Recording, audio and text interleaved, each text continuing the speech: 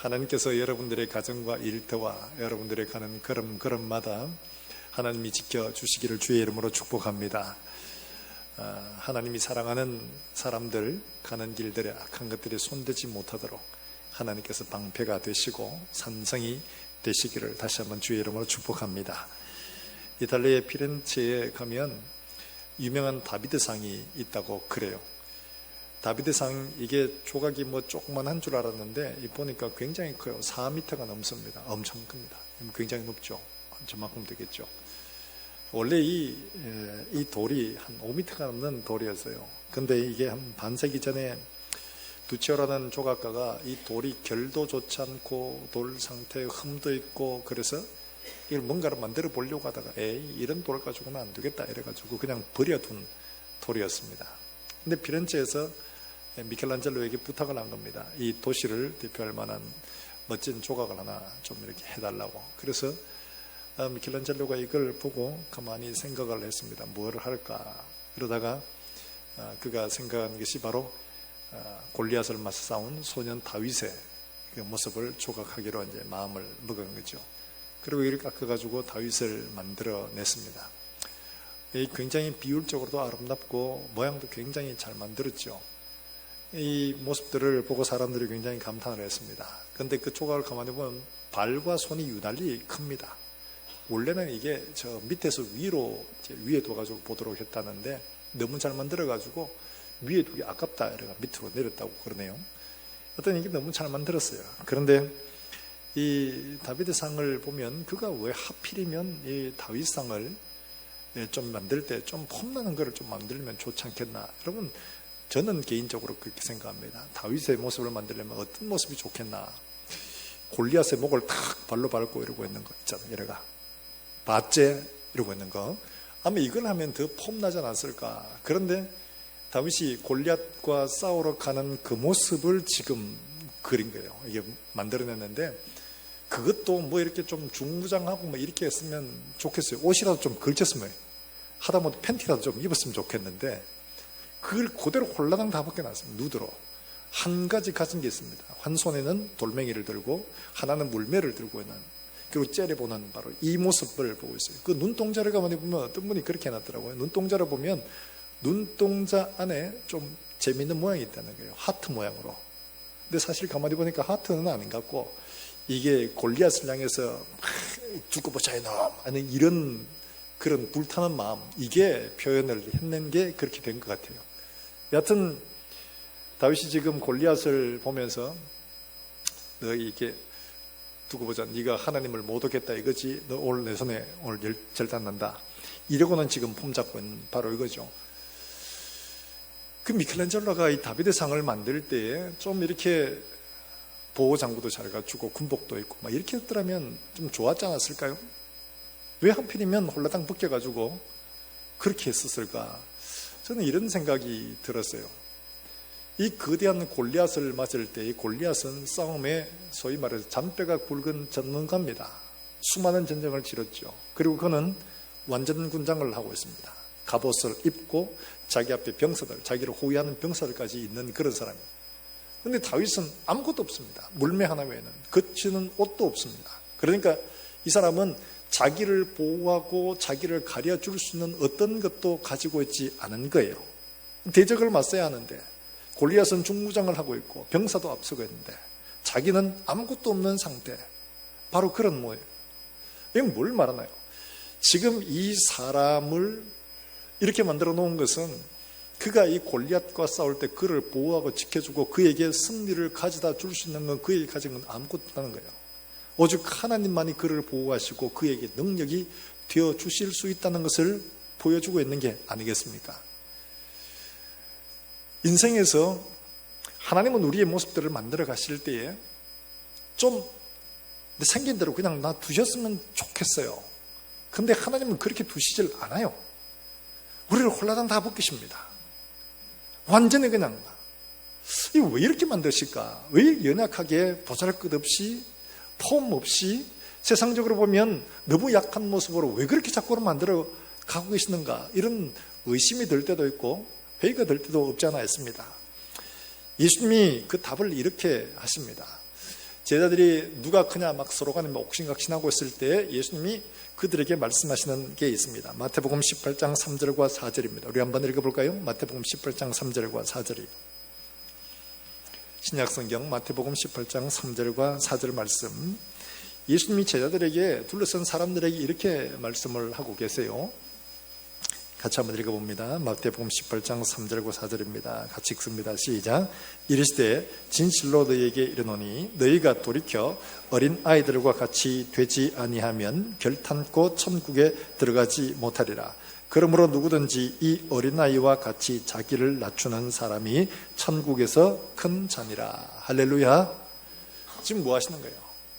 지금 전보다 내 잘났다고 지금 자기 자리를 이렇게 뻐기고 목을 들고 있는 이 사람들에게 예수님은 어린아이 하나를 세우시고 누구든지 이 어린아이와 같이 되지 아니하면 결단코 천국에 들어가지 못한다. 너희의 가진 것 다 벗기고 깎아내고 벗겨내서 어린아이와 같이 순수하게 만들지 아니하면 천국에 못 들어간다는 거죠. 바로 이거죠. 우리는 세상 속에 덕지덕지 뭔가 붙이기를 원합니다. 이름도 붙이고 명예도 붙이고 재물도 붙이고 나는 뭐야?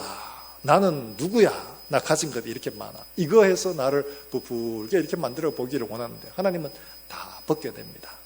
다 벗겨내서 오직 하나님의 은혜가 아니면 살 수 없는 사람으로 만들어 주실 때에 골리앗도 이기게 해 주시는 거예요.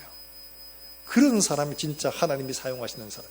그런 사람이 진짜 예수를 주로 고백하는 사람입니다. 우리는 예수님을 고백할 때 어떻게 고백합니까? 나의 구주시요 나의 주님이십니다. 고백합니다. 여러분 아멘이십니까? 아멘이십니까? 진짜세요? 아 진짜예요? 세 번째 물으니까 대답이 없네요. 네가 나를 사랑하느냐 세 번 물으면 베드로도 헷갈렸던 것처럼 내가 진짜 사랑하는 건 맞는가를 싶은 것처럼 세 번째 물으니까 대답이 점점 줄어들어요. 우리가 예수를 그리스도라 주라 고백을 하는데 진짜 그러나 어디서 확인해요? 여기 모여가 다 같이 그런 사람들이 모였을 때 주는 그리스도라 고백하고 왕이신 나의 하나님 여호와는 나의 왕이십니다. 이 고백이 진짜일까요? 이거 어디서 드러날까요? 진짜 고백은? 진짜 고백은 어디서 드러나느냐? 입술에서 나오는 게 아니에요. 삶의 문제 가운데 드러나 보면 압니다. 무엇을 선택하느냐? 이걸 보면 알게 되는 거죠. 하나님은 그래서 우리가 이런 고백에 맞게끔 삶이 되도록 다듬어가고 계시는 거예요. 하나씩 하나씩 다 다듬어가요. 그 미켈란젤로에게 사람이 물었습니다. 아니 어떻게 저렇게 저 돌에서 어떻게 저런 아름다운 조각이 나옵니까? 이렇게 물었더니만은 그가 이렇게 대답합니다. 그 속에서 다윗을 보고 다윗 아닌 것들을 다 떼내니까 다윗만 남더라는 거예요. 하나님은 우리 속에 누구를 주셨냐? 우리 속에 하나님의 성령으로 예수 그리스도의 형상을 이미 우리 속에 주신 줄로 믿으시길 바랍니다. 그리고는 하나님이 다듬어 가시는 거예요. 하나님 아닌 것들, 그리스도의 형상이 아닌 것들을 떼어내시는. 근데 떼어내다 보니까 이게 참 고통스럽고 아파요. 내가 원하는 모습은 그게 아니에요. 내가 원하는 모습은 부자예요. 권력을 가진 사람이고 힘 있는 사람이고 능력 있는 사람이고 사람들에게 주목받는 사람이고 인정받는 사람이고 이런 사람을 나는 바라요. 하나님이 그렇게 만들어주시길 바라요. 근데 하나님은 그게 아니에요. 나 하나님 앞에 머리 이만하게 돈도 이만큼 쥐고 막 이런 걸 바라는데 하나님은 이거 다 잘라야 되는 거예요. 그거 아니야. 옷도 좋은 걸 입기로 하는데 홀라당 다 벗기세요. 아니 하나님 이거 아니잖아요. 하나님 이래도 하나님은 아니야. 그게 진짜야. 다 떼어내시는 거예요. 그리스도 예수의 형상 아닌 것들을 다 떼어내는 거예요. 그래서 마지막에 어떻게 쓰도록요? 내가 원하는 내 모습이 아니고 하나님이 원하시는 그리스도의 형상을 우리 가운데 이루기를 원하시는 겁니다. 사랑하는 여러분들, 이게 하나님의 훈련이에요. 오늘 여기 나오는 이 본문의 말씀은 다윗이 사울에게 쫓기는 바로 그런 장면이죠. 어떻게 생각하면 이 장면은 다윗에게 굉장히 힘든 그런 시기였을 겁니다. 왜냐하니까 이 사울에게 목숨이 경각이 달려가 쫓겨다니는데 바로 앞에 사울을 두고도 이 사람을 죽이지 않고 돌아서야 했으니까요. 죽일 수 있는데도 불구하고 죽이지 않고 돌아서는 그것이 얼마나 힘들겠어요. 굉장히 힘든 시기예요. 이게 한 번만 있는 게 아니거든요. 그 뒷장에 또 넘어가면 26장에 또 나옵니다. 두 번씩이에요. 하나님은 왜 이렇게 다윗을 이렇게 훈련하고 계실까? 우리가 이야기는 조금 어려울 수가 있습니다. 그러나 하나님은 우리에게 말씀하십니다. 우리 속에서 정말 바울이 고백한 것처럼 내 속에 한 사람은 하나님의 성령의 법을 즐거워하지만 또 다른 한 사람은 육신의 법을 즐거워하는 이 둘이 막 싸우는 거예요. 그래서 바울이 로마서 7장에 고백하잖아요. 오호라 공고한 나로다. 이 사망의 몸에서 누가 나를 구해야 되냐. 내가 육신으로 원하는 것들은 막 내가 원하는 것 이걸 하고 싶은데 하나님은 이걸 하지 말도록 자꾸 말씀을 주시는 거예요. 이거 안 하도록 하니까 괴로운 거예요. 나 이거 하고 싶은데 나 이거 가지고 싶은데 하나님은 이거 아니야. 이거 아니야. 괴로운 거예요. 난 이렇게 되고 싶은데 하나님 그렇게 안 해주시는 거예요. 이 힘든 거죠. 하나님은 그 일을 통해서 다윗을 정말 아름답게 만들어 가시는데 어떤 모습으로 만들어 가시느냐 하니까 메시아를 비추는 모습으로 메시아의 형상을 그의 모습 속에 만들어 가고 계시는 거예요. 그래서 그를 이렇게 혹독하게 훈련을 시키고 계시는 거예요. 사로에 쫓겨서 10년 동안이나 막 쫓겨다니고 이런 일들을 벌이는데 그런 모습을 통해서 그가 진짜 왕이신 나의 하나님을 고백하는 거예요. 진짜 하나님이 말씀이면 어떤 것이든지 순종하는 그런 사람이 되도록 만들어 가시는 거예요. 사랑하는 여러분들, 우리의 삶들 속에서도 이런 일들이 많습니다. 여러분 다시 한번 물어봅시다. 여러분에게 예수 그리스도를 나의 구주, 나의 하나님으로 고백하십니까? 진짜 고백하십니까? 아까 한번 해봤다고 이제 좀 소리가 안 줄었네요. 그러면 하나님은 그 말에 합당한 삶이 되도록 우리를 만들어 가십니다. 진짜 구주와 주님이 되도록. 때로는 여러분들이 너무 놓치기 아까운 것들이 있을 수도 있고 정말 하기 싫은 것들도 있을 수가 있습니다. 그러나 하나님은 그런 가운데 우리를 던져넣고 하나하나 만들어 가신다는 거예요. 그럴 때 우리가 훈련받을 때 뭘 봐야 되느냐. 오늘 다윗을 훈련해 가시는 주님의 방법들을 보면서 우리가 하나님 앞에 어떻게 훈련되어져 가야 하는가, 무엇을 복해야 하는가를 배울 수 있기를 주의 이름으로 축복합니다. 먼저 우리가 생각해야 할 것은요, 우리에게 주어진 상황이 비록 완벽하게 보인다 할지라도 상황이 아니라 하나님의 말씀을 선택할 수 있는 이런 사람이 되어야 되는 거예요. 하나님은 이걸 원하시는 거예요. 오늘 본문에 보면 엔게디라고 하는 이 광야의 사해서 쪽에 있어요. 이 석회암 동굴이 많은 그런 곳입니다. 염소들이 풀을 많이 뜯고 와서 그 동굴 앞에다 이렇게 양의 우리, 염소 우리처럼 이런 게 있다고 해요. 이곳에 지금 숨어 있었습니다. 사울에게 도망 나와가지고 자기와 함께 600명과 함께 막 피해 다니고 있는 이런 때에 전국에 어디 숨을 데가 없잖아요. 근데 사울은 지금 몇 명을 데리고 왔냐? 3,000명을 데리고 온 겁니다. 그러니까 이 사람이 어떻게 피할 곳이 잘 없어요. 동굴 속에 숨는 수밖에 없습니다. 그래서 동굴 속에 숨었습니다. 그런데 아이린에게 사울이 지금 여기 막 찾다가 못 찾으니까 피곤하죠. 피곤하니까 마침 그 볼일을 보고 싶었어요. 옛날 성경에는, 개혁 성경에는 발을 가리운다고 이렇게 나왔는데 뒤 볼일 보는 겁니다. 큰 볼일 보러. 그래서 이제 동굴 속에 있는 이 다윗과 그의 일행들이, 우린 밝은 쪽에서 들어오면 이게 잘 보이지 않습니까? 이 깜깜한 데 있는 사람들은 잘 안 보입니다. 밝은 데서 보면 깜깜한 게 안 보이죠. 그 사람들이 보니까 사울이 지금 혼자 들어오는 겁니다. 큰일 났다 싶은 생각이 들어요. 왜냐하니까 하필이면 우리가 있는 이 굴로 들어올 게 뭐가 도대체. 사울이 들어오면 이제 곧 다른 부하들도 들어올 텐데 큰일 났다 이거예요.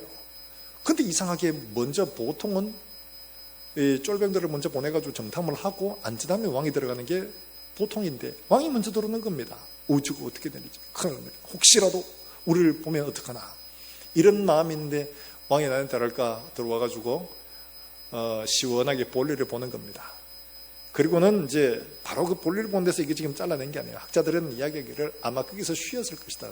더우니까 굴이 시원하잖아요. 그러니까 쉬고 한숨을 자고 있는 그때에 다윗이 가서 옷자락을 뺀 거예요.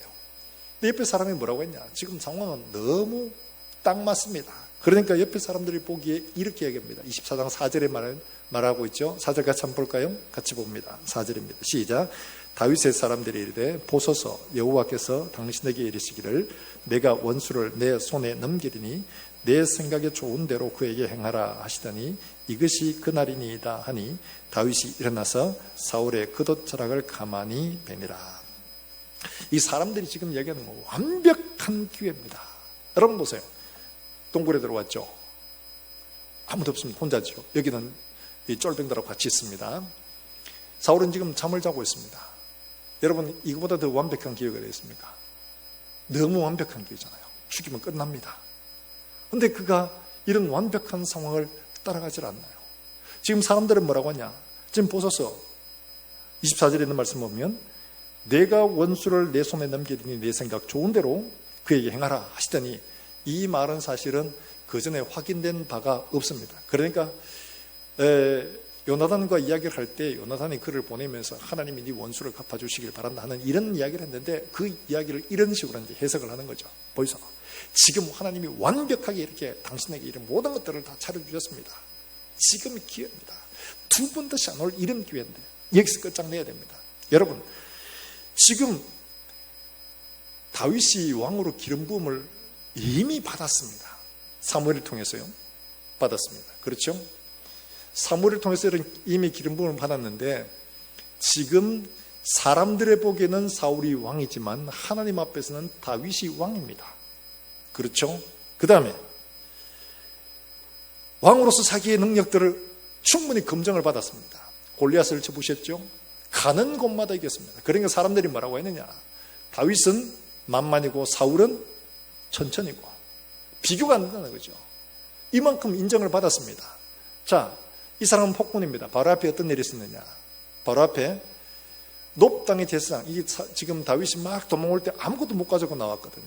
그러니까 놉 땅에 가서 골리앗을 쳐부수을 때 그에게 그 가지고 있던 칼, 이거 가지고 그게 떡 좀 얻어먹고 그러고는 온 겁니다. 제사장들한테. 근데 사울은 어떻게 했냐? 그 놉 땅에 있는 제사장들을 다 죽여버렸습니다. 85명을. 이 참혹한 일을 벌인 거죠. 이런 사람을 어떻게 해야 됩니까? 제거해야 됩니다. 그래야 이스라엘 가운데 평화가 이루어집니다. 이런 폭군들은 없애야 되죠. 모든 명분이 다 갖추어졌습니다. 뿐만 아니라 제일 결정적으로 문제가 뭐냐? 만약에 사울을 죽이게 되면 그 다음에 왕이 누가 될까요? 사울의 아들입니다. 요나단이 굉장히 사울과 이 다윗과 친밀한데 요나단이 걸리는 거예요. 그런데 요나단이 뭐라고 하느냐? 그 앞장에서 이렇게 말합니다. 23장 17절에 요나단이 이렇게 이야기를 해요. 먼저 이렇게 이야기합니다. 요나단이 23장 17절에 같이 한번 볼까요? 23장 17절입니다. 곧 요나단이 그에게 이르기를 두려워하지 말라. 내 아버지 사울의 손이 내게 미치지 못할 것이요 너는 이스라엘의 왕이 되고 나는 내 다음이 될 것을 내 아버지 사울도 안다 하니라. 요나단이 뭐라고 했느냐? 아버지도 알고 나도 알고 있다. 사울이 죽으면 그 다음에 누가 왕이 돼요? 자기가 아니고 누구예요? 네가 된다는 거예요. 그러니까 이미 요나단과의 문제도 해결이 됐습니다. 자, 보십시오. 기회 왔습니다. 명분됐습니다. 상황됐습니다. 요나단과의 문제 해결됐습니다. 뭐가 안 될 게 뭐가 있습니까? 완벽한 기회예요. 상황으로 보면 하나님이 주신 완벽한 기회인데 근데 이 사람이 그런 완벽한 상황을 따라 행하지 아니하고 그가 이렇게 말합니다. 6절 말씀이죠. 같이 한번 읽어보겠습니다. 6절입니다. 시작. 자기 사람들에게 이르되 내가 손을 들어 여호와의 기름 부음을 받은 내 주를 치는 것을 여호와께서 금하시는 것이니 그는 여호와의 기름 부음을 받은 자가 되미니라 하고 지금 말씀은 뭐라? 지금 이 상황이 완벽하게 보여도 하나님이 세우신 왕의 자리에 내가 원수를 갚는 게 아니고 하나님이 갚아주신다고 했는데 내가 하는 게 아니라는 거예요. 하나님이 세우신 그 질서에 순종하여 가는 것이 이게 하나님의 법이라는 거예요. 그러니까 이 사람은 뭘 선택하느냐? 상황적으로는 완벽하지만은 하나님의 말씀을 따라 가겠다는 거예요. 사랑하는 여러분들, 우리가 주와 그리스도로 고백한다는 것은 어떤 거냐? 상황이 다 맞으니까 따라가는 게 아니고 상황이 다 맞아도 하나님이 아니라 하면 그칠 줄 아는 것이 이게 주요 그리스도라고 고백하는 믿음인 줄로 여러분 믿으시길 바랍니다. 이런 걸 선택하는 거예요. 하나님이 보시는 거예요. 야, 너 나를 주라 하나님이라고 말했지. 자, 봐. 너는 거 할 거야. 하나님의 말씀이야, 상황이야. 우리는 생각이 상황이 맞으면 하나님 만들어주신 거 아니에요? 이렇게 하기 쉬운데 하나님은 말씀과 배치되는 상황이라면 하나님은 말씀을 따라 선택하기를 바라시는 거예요. 한 번 그럴 수 있죠. 아마 자기도 해놓고는 후회됐을 겁니다. 하나님 주신 기회 아니었나? 진짜 하나님 주신 건데 내가 의리하게 그걸 차버린 게 아닌가? 이런 생각이 듭니다. 그런데요, 여러분, 이게 한 번이 아니었다는 거죠. 26장에 가면 똑같은 일이 또 벌어집니다. 이제는 십광야라는 곳에 사울이 이제 다윗이 있다는 이야기를 들었어요. 그러니까 또 3,000명을 데리고 찾으러 온 겁니다. 찾다가 못 찾았어요. 그러니까 이제는 굴에 들어가면 위험하겠다 싶어가지고 이제 진영을 차려놓고 그 가운데 자는 겁니다. 3,000명이 자니까 얼마나 많겠어요. 그런데 그 중간에 왕의 처소는 따로 있죠. 딱 있는데 그게 잠이 들었는데 다윗이 밤중에 몰래 들어가 보니까 다 자고 있는 거예요. 세상에 보초도 다 자고 있고 왕도 자고 있고 세상에 또 이런 기회가 어디 있습니까? 사울 정말 코가 삐뚤어지기까지는 자고 있는데 아무도 몰라요. 보초도 자고 있어요.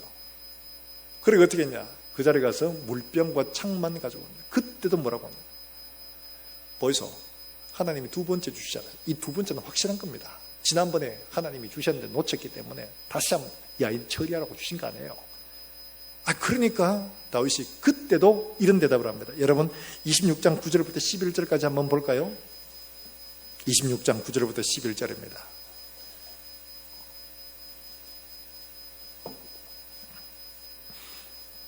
9절부터 11절까지 같이 읽어봅니다. 시작. 다윗이 아비새에게 이르되 죽이지 말라. 누구든지 손을 들어 여호와의 기름 부음 받은 자를 치면 죄가 없겠느냐 하고 다윗이 또 이르되 여호와께서 살아계심을 두고 맹세하노니 여호와께서 그를 치시리니 혹은 죽을 날이 이르거나 혹은 전장에 나가서 망하리라. 내가 손을 들어 여호와의 기름 부음 받은 자를 치는 것을 여호와께서 금하시나니 너는 그의 머리 곁에 있는 창과 물병만 가지고 가자 하고.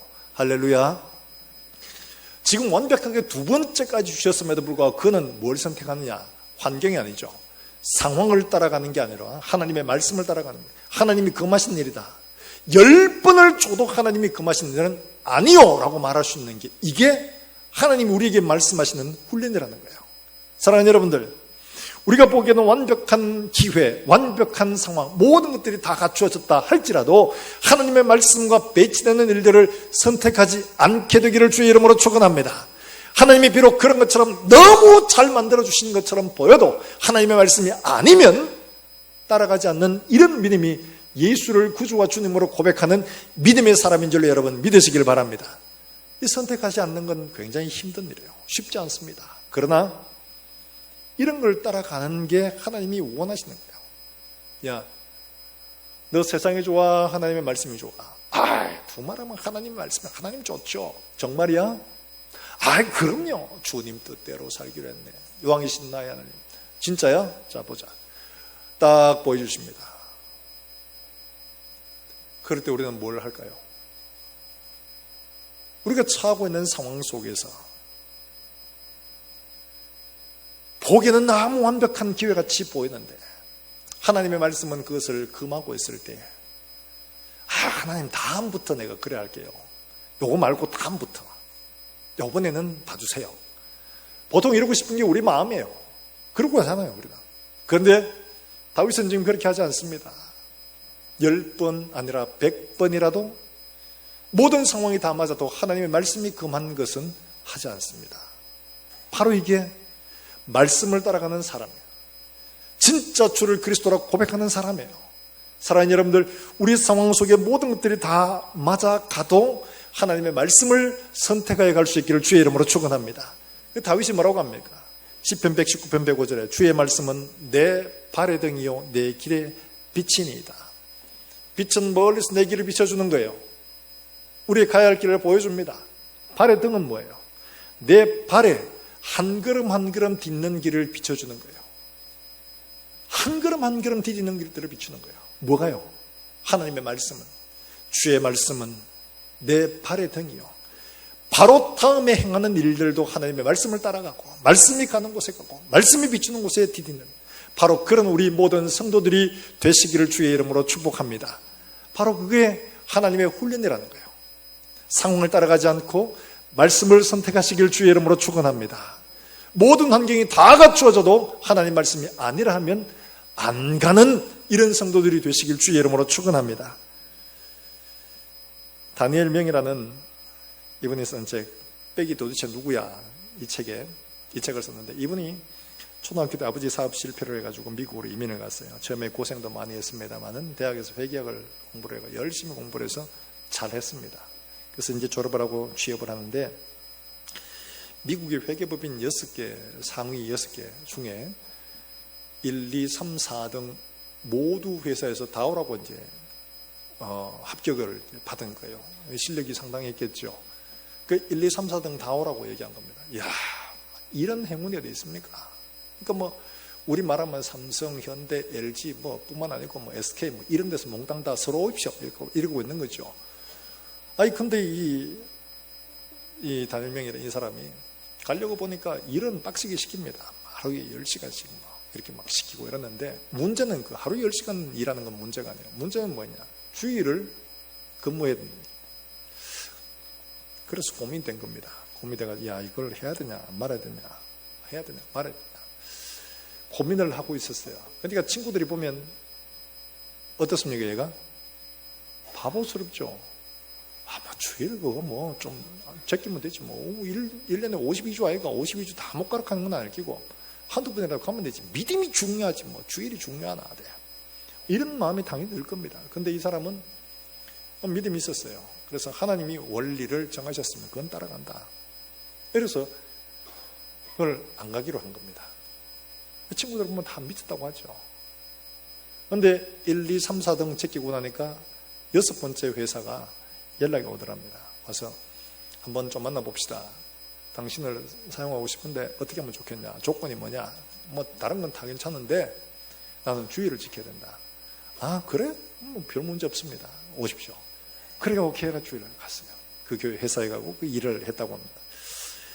이 이야기를 뭘 이야기하냐? 이 사람이 하나님 앞에 말씀을 자기의 삶의 기준으로 세우고 그 말씀을 따라가면 우선 보기에는 바보스럽게 보이고 상황과 안 맞는 것처럼 보여도 이 삶의 목적이 어디 있느냐? 삶의 목적이 돈 잘 벌고 세상에서 유명해지고 인정받는 게 목적이 아니고 하나님 앞에서 말씀에 순종하는 사람, 예수를 구주와 주님으로 고백하는 이 삶을 내가 살아내는 게 이게 목적이거든요. 그러니까 이 길을 선택하는 거예요. 사랑하는 여러분들, 하나님의 말씀을 모든 상황보다 앞세울 수 있기를 주의 이름으로 축원합니다. 어떤 상황이 주어질 때 하나님의 말씀이 뭐라고 하느냐? 하나님 말씀을 살펴보고 그 말씀이 하지 마라, 그 말씀이 하지 않도록 하는 것들에 대해서는 과감하게 포기할 줄 아는 것이 내 믿음을 하나님 앞에 지키는 것입니다. 이게 바로 우리의 삶들 속에 결이 많고 흠도 있고 모자라고 부족하지만 하나님께서 빚어가시는 그리스도의 형상을 이루어가는 그 훈련의 길이라는 거죠. 사랑하는 여러분들, 이와 같이 하나님의 말씀을 따라 순종하여 하나님이 우리 속에서 이루고자 하는 그리스도 예수 형상을 만들어가는 저와 여러분 될 수 있기를 주의 이름으로 축복합니다. 또 어떻게 따라가야 되느냐? 여러분 15절 말씀을 가만히 들여다보면 그가 어떻게 무엇을 선택하는가를 볼 수가 있는데 15절 말씀 우리 같이 한번 읽어볼까요? 15절입니다. 시작. 그런즉 여호와께서 재판장이 되어 나와 왕 사이에 심판하사 나의 사정을 살펴 억울함을 풀어주시고 나를 왕의 손에서 건지시기를 원하나이다 하니라. 여러분 이 말은 어떤 말인가 하니까 지금 다윗이 간단하잖아요. 왕을 탁 죽이고 나면 바로 그 다음에 내가 왕이 되어질 수 있습니다. 근데 이 편한 길을 포기하고 이거 누구한테 맡기는 거예요? 심판하는 건 하나님 앞에 맡기고 나는 왕의 손에 쫓겨다녀요. 그런데 하나님이 그 쫓겨다니는 가운데 하나님 나를 구해 주시기를 바랍니다. 지금 이걸 이야기를 하는 거예요. 달리 말하면 왕을 딱 죽이고 왕이 되는 건 굉장히 쉽습니다. 이건 내가 바라는 거예요. 근데 쫓겨다니면서 하나님 앞에 계속 구해달라고 하는 건 이거는 어려운 일입니다. 달리 말하면 우리는 쉽고 편한 길을 선택을 하려고 하지만 다윗은 어떤 길을 선택하느냐? 좁고 험한 길을 선택하는 거예요. 사랑하는 여러분들, 우리 인간이 보기에 쉽고 편한 길이 아니라 하나님이 원하시는 좁은 길을 갈 수 있기를 주의 이름으로 축원합니다. 편하고 쉬운 길이 하나님이 우리에게 주시는 길들이 아니라 좁고 험한 길, 십자가를 지고 가는 바로 그 길, 하나님은 그 길로 우리를 초대하고 계시는 거예요. 누구든지 자기 십자가를 지고 나를 쫓지 않는 자도 내게 합당하지 않다고 주님 말씀하셨기 때문에 그렇습니다. 여러분, 이 사람이 지금 이 좁고 어려운 길을 가는 것들은 결코 만만하고 쉬운 것들이 아니었습니다. 그런데 사울 같은 사람은 쉽고 편한 길을 선택했어요. 처음에는 굉장히 겸손했죠. 블레셋과의 전쟁에서 성과도 이루고 사람들이 확 이러면서 인정해주고, 그러니까 그때부터 마음이 조금 달라지기 시작한 겁니다. 편한 길을 선택한 거예요. 상황을 선택하고. 블레셋과의 전쟁에서 사무엘이 내가 가겠습니다. 일주일 기다리십시오. 기다리라고 했는데 이 블레셋은 저기 막 염소떼같이 많이 막 있는데 우리는 별로 없고, 사무엘은 안 오고, 사람들은 막 흩어지고, 야, 이거 어떡하나? 안 되겠다. 하나님 앞에 내가 제사를 드려야지. 이래가지고 제사를 먼저 드립니다. 상황을 선택하는 거죠. 쉬운 걸 선택하는 거예요. 하나님 앞에 버림받았어요. 아말렉을 칠 때도 그랬잖아요. 야, 아말렉 다 쳐서 다 진멸해라. 남겨두지 마라. 다 쳤습니다. 근데 옆에 사람들이 뭐라고 하느냐? 우리 전쟁해가지고 아무것도 없는 것도 없이 이래가지고 빈손으로 돌아가란 말이가 이러면서 불평하기 시작합니다. 왜냐하면 그때 전쟁은 중앙정부에서 모든 걸 다 공급하는 이런 게 아니고 자기가 도시락도 챙겨와야 되고 무기도 자기가 챙겨야 되고 전리품을 얻어가는 게 그게 자기의 수입입니다. 수입. 이게 자기 수입이에요. 도시락 싸들고 농사 짓는 거 포기하고 와가지고 전쟁을 해가지고 이제 뭘 좀 얻는가 싶었는데 사람 다 죽고 거기에 양들, 소들, 재물들 많이 있습니다. 여러분, 포기하기 쉽겠습니까? 쉽지 않습니다. 전부 공짜로 늘렸는데 그 좀 가져가면 어때? 이까지 와서 전쟁하고 빈손으로 돌아가란 말이가? 말하니까 사울이 그러면 할 수 없네. 그러면 좀 모자라는 건 다 죽이고 비실비실하고 이런 건 죽이고 튼튼하고 수출하고 좋은 것들을 다 남겨두자. 그러니까 대충 나눠주고 자기도 이걸 가져간 거예요. 편하고 쉬운 길을 따라가는 거죠. 하나님 말씀을 따라가는 게 아니에요. 어려운 길을 따라가는 게 아니에요. 좁은 길을 가는 게 아니에요. 편하고 쉬운 길 가는 거죠. 사랑하는 여러분들, 사람의 길은 쉽지만은 하나님의 길은 좁고 협착한 길입니다. 사람이 본성으로 따라가기 어렵습니다. 하나님이 우리를 빚어가실 때도 그렇습니다. 하나님의 형상, 그리스도의 형상이 아닌 것들 드러내는 것들, 우리가 깎여가는 것들 어려워요. 내 본성대로 마음대로 사는 것 다 잘라낼 때는 정말 너무 힘들어요. 하나님, 나 이것도 하고 싶은데, 나 이것도 가지고 싶은데, 내 좀 인정받고 싶은데 다 잘라낼 때 힘들어요. 좀 이거는 좀 하지 말지, 이래 싶은 때가 많이 있거든요. 이 좁은 길은 누가 드러나기를 원하느냐? 하나님이 드러나기를 원하느냐? 사람이 아니라 하나님이 드러나기를, 하나님께서 인도하시기 때문에 좁은 길이고 어려운 길이라는 거죠. 그게 말씀해 보면 여러분 한번 볼까요? 8절에 이렇게 이야기를 합니다. 다윗이 이렇게 얘기했죠. 8절 한번 읽어볼까요? 시작. 그 후에 다윗도 일어나 굴에서 나가 사울의 뒤에서 외쳐 이르되 내 주 왕이여 하매 사울이 돌아보는지라 다윗이 땅에 엎드려 절하고. 내 주, 그 다음 뭐요? 왕이여. 11절에는 뭐라고 말합니까? 누구라고 부르죠? 내 아버지여. 그리고 자기는 뭐라고 부르는지 아십니까?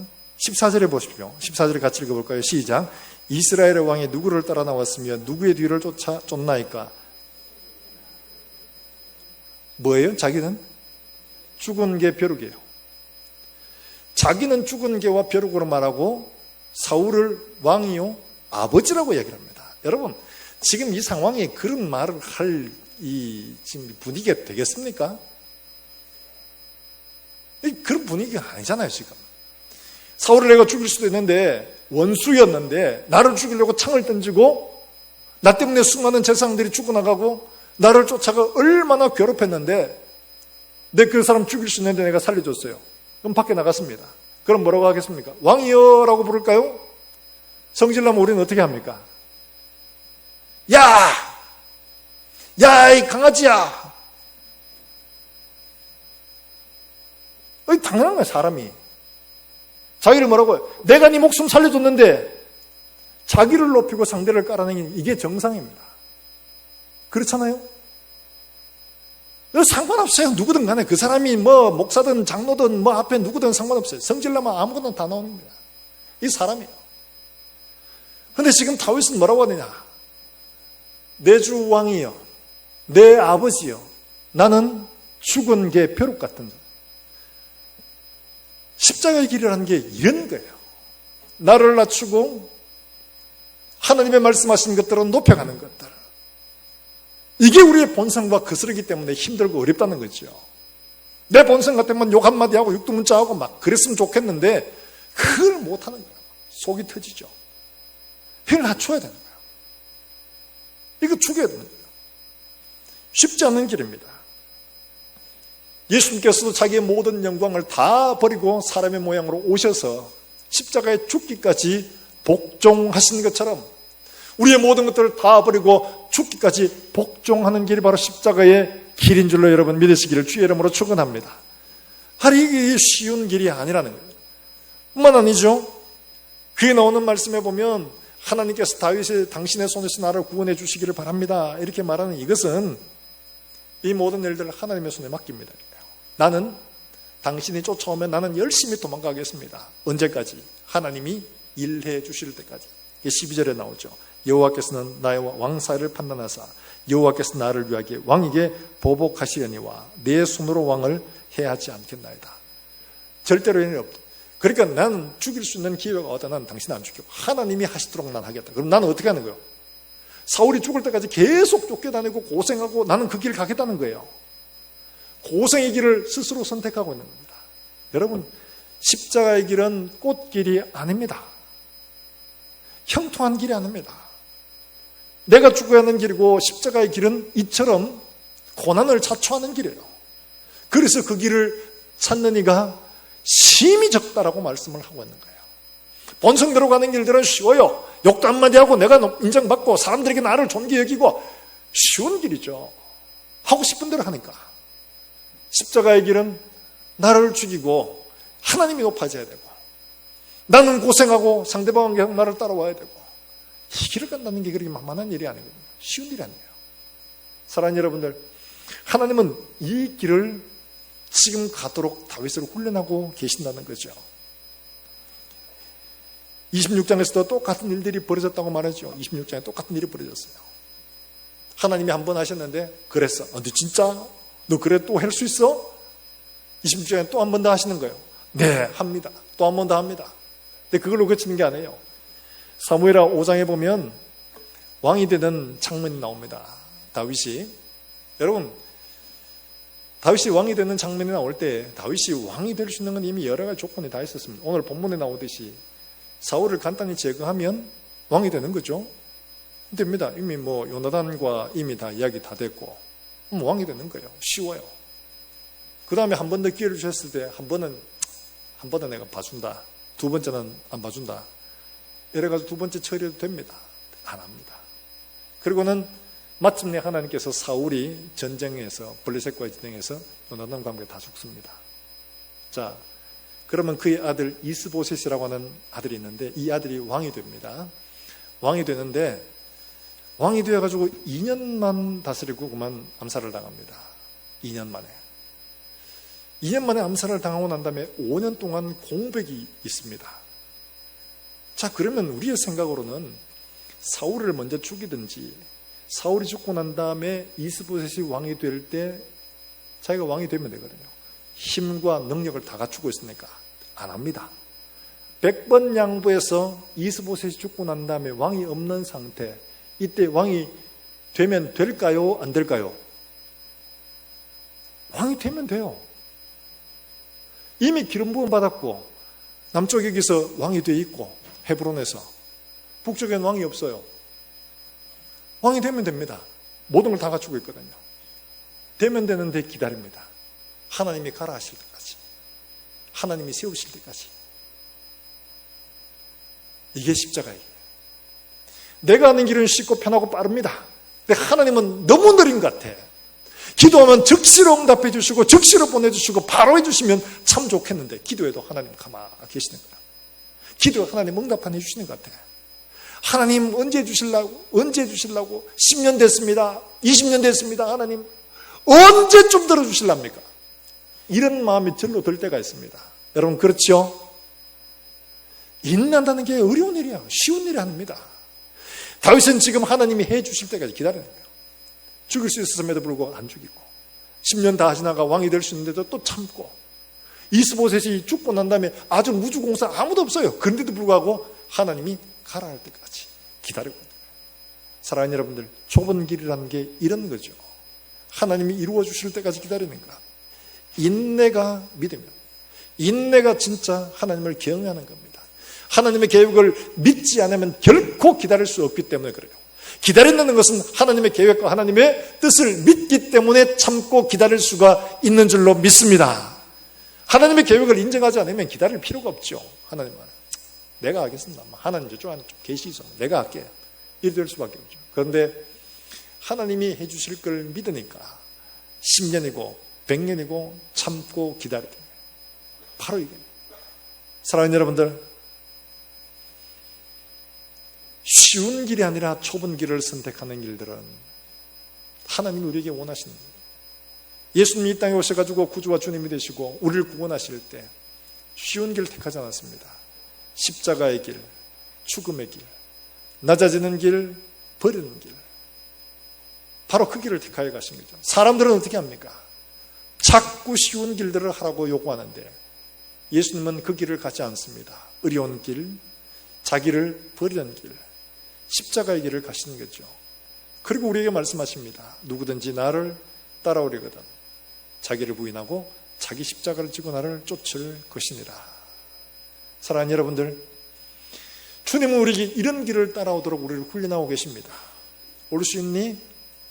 네가 할래? 내가 할까? 네가 할래? 내가 할까? 우리가 선택할 수 있는 쉬운 길이 아니라 하나님이 주시는 좁은 길을 선택할 수 있기를 주의 이름으로 축원합니다. 주님 뜻대로 살기로 했네. 이 찬양 우리가 좋아하지 않습니까? 저도 이게 우리나라에서 만든 건 줄 알았어요. 근데 알고 보니 이게 선다싱이 인도에 작사를 한 곡이고, 이 곡조 자체가 인도의 한 민요라고 그러네요. 그러니 곡이 간단합니다. 근데 이제 이 곡에 대해서 이제 어떤 분이 그런 해설을 했어요. 인도의 복음을 전도받은 한 가정이 이제 복음으로 변화가 되고 난 다음에, 그러니까 이 인도라는 것은 아직도 이게 마을 공동체 이게 대한 굉장히 강하거든요. 그 마을 주장이 이 사람을 예수 믿는 걸 용납을 할 수가 없어요. 다 불러냈어요. 너가 예수 믿으면 죽는다. 우리 이 공동체는 이런 이교도를 받아들일 수가 없다. 죽는다. 이렇게 한 거예요. 이 사람이 이제 죽느냐 사느냐는 이런 결정의 순간에 온 거예요. 근데 그 사람이 이 노래를 합니다. 주님 뜻대로 살기로 했네. 주님 뜻대로 살기로 했네. 뒤돌아서지 않겠네. 그러니까 그의 아들들을 다 죽인 거예요. 너에게 한 번 더 기회를 준다. 당신 아내를 가지고. 내가 예수를 믿을래? 아내를 죽일래? 이 세상 사람 날 몰라줘도, 이 세상 사람 날 몰라줘도, 이 세상 사람 날 몰라줘도 뒤돌아서지 않겠네. 아내가 죽었습니다. 마지막으로도 묻는다. 마지막으로는 살래 죽을래? 세상 등지고 십자가 보내. 세상 등지고 십자가 보내. 세상 등지고 십자가 보내. 뒤돌아서지 않겠네. 죽음을 당하게 됩니다. 그런데 놀라운 일들이 일어난 것은 이 사람들, 이 가족들의 죽음을 보고서 입장이, 야, 진짜 예수가 누군지를 발견하는 거예요. 아, 저게 진짜 진리구나. 저를 위해 목숨을 버릴 수 있는 그런 신이 우리에게는 없는데, 이 마을이 변화됐다는 이야기예요. 사랑하는 여러분들, 진리를 따라가고 그리스도 안에서 우리의 모습들이 변화되어져 가서 주님이 원하시는 거룩한 형상으로 만들어져 가는 것, 주님 닮은 형상으로 만들어져 가는 것 쉬운 일들이 아닙니다.